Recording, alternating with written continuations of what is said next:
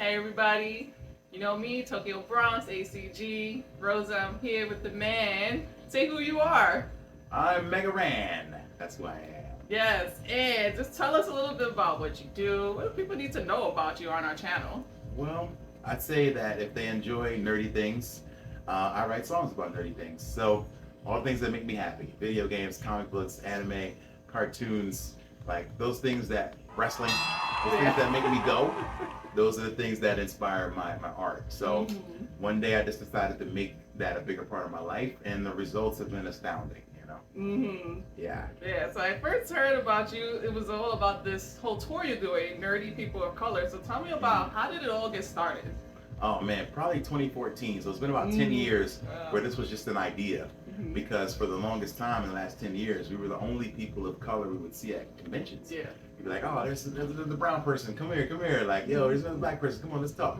So that, we wanted to make sure that everyone felt comfortable and together and, at these conventions and these spaces. So we wanted to make sure that we were here. We were loud, able to be loud, proud, wear our cosplay without any sort of, weirdness or backlash. So we've existed to help to normalize, blackness in nerdy spaces, brown folks in nerdy spaces. I think that just needed to be said for whatever reason. So I'm very happy to be a part of that movement.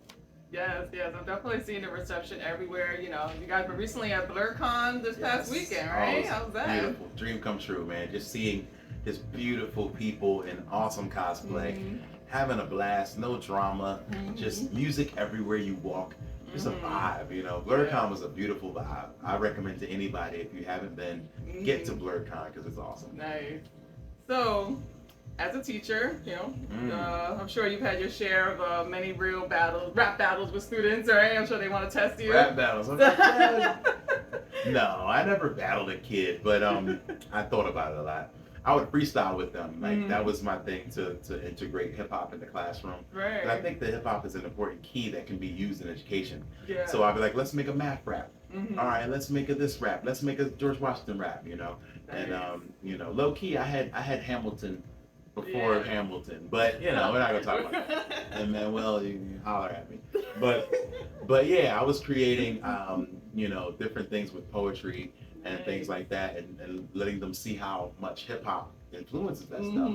So yeah, I was the cool hip hop teacher for a minute, but I did middle school, so I had to get out of there. I did my 5-year bid. I feel good about it. I left some good gems. Yeah. But I had to move on. I had apparently a different calling, which was now, as I say, I'm a teacher, but now I teach on the mic and the speakers. You know what I'm saying? That's a good next level to transition into. Yeah. So I heard that you have a Guinness record. Oh man. So let's. Yes, it is sexiest nerdcore rapper. Hey. No. Actually, it's the most songs written for a digital media or any sort of media. So written about a form of media. So I've written the most video game rap songs. Wow. And it's a weird specific record, but a guy hit me up and was like, we're working on the gaming issue of the Guinness World Records, and you have so many songs about Mega Man.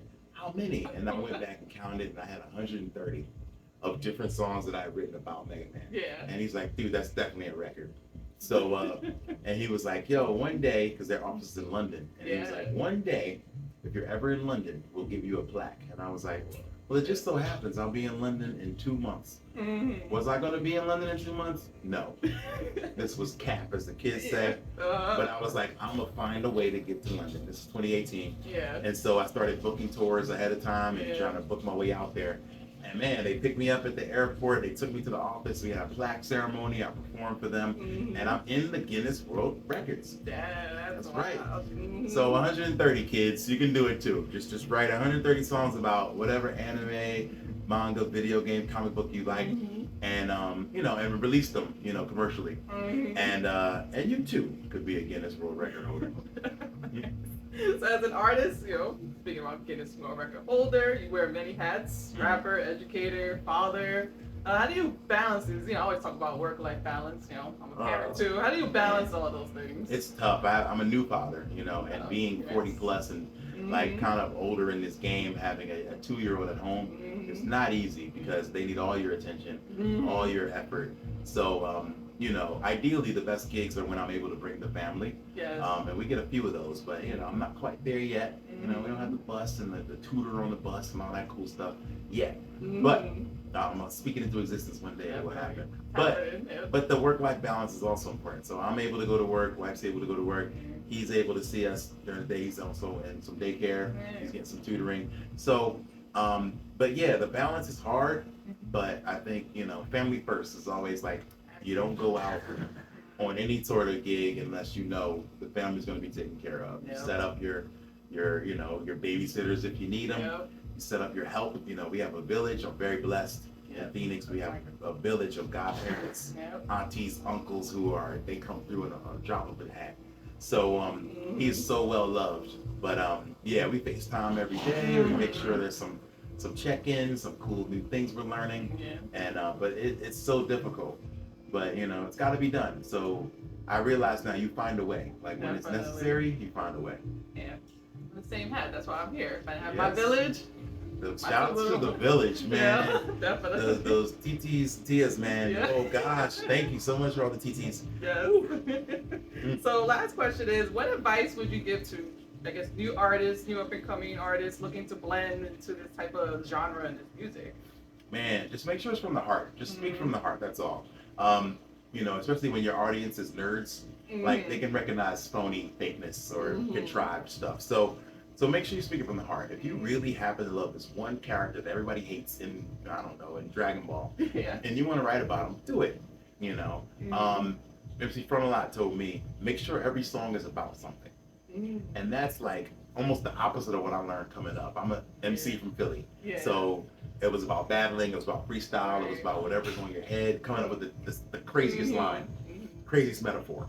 But those were songs about nothing. A lot of times it's like, what's the topic of this song? Oh, I'm a dope MC. Well, that's something too. But find a way to make, okay, what would Clark Kent write about being, you know, a dope superhero? You know what I mean? Like thinking of a fun way to stretch the creativity into something that you haven't already done. So every song is about something, and put your heart into it. Don't say, oh man, this show is hot, I better write about it, because it will feel forced or feel contrived, and people will see through that. So make sure that you believe and you love what you do. Yeah. So where can people follow you, and like, what's your next events or progress coming up? Oh man, people can follow me on any of the social medias. I'm at megaran. On Twitter, it looks like Meg Ryan because it's like jammed really closely together. So it's like, you're like, oh, is Meg Ryan following me? No, she's not. Megaran might be. So Megaran is very simple. Megaran, past tense. And yeah, I'm everywhere on socials. Still learning TikTok. This is for the kids. I don't really get it. I don't get it at all. But anyway, that's where I am. I still have a website. Those haven't gone out of style yet. megaran.com. And I got so many projects coming up. I have a new album, probably 2 before this year's out. I'm working on an EP about Final Fantasy VII Rebirth. Bacteria Rebirth is coming soon. A new children's album with some remixes from that my kid loves. I did a children's album last year for him after we officially adopted him. That was like kind of our tribute. So I want to do another one of those, and then an EP about wrestling. So I have 3 projects coming up very soon because I love pro wrestling, I love video games, I love my kid. So there it is, and you can get info on all those at megaran.com. Yes, definitely go and follow. If you're not here, Dirty People of Color, where are you? Where are you? You're elsewhere. Ironically, that's the name of the venue tonight. You are elsewhere. Thank you so much. Thank you so much. That was great. And I had to listen to something what you say. All of a sudden the mission changed. Insane. Told me about a true purpose. Saying that victims that fell through the surface. Hey, alright. Hey, alright. Once upon a time, before beats in the rhymes, and before there was ever any random, there was a boy in the hood who always did good, so the bullies on the block couldn't stand him. I don't stand around acting tough. Regular but still wanna snatch me a loose gas up like that. So they just get a big lot to the game lock and the game lock and the game top like a car with the brakes pop. At a club playing tank pop and the tank top. Free pack and back to work for GameStop. Stop till they drop it, don't they tuck to the. Some of these rappers get OP, say OP, OP. Well I got the gold from the OG, say OP.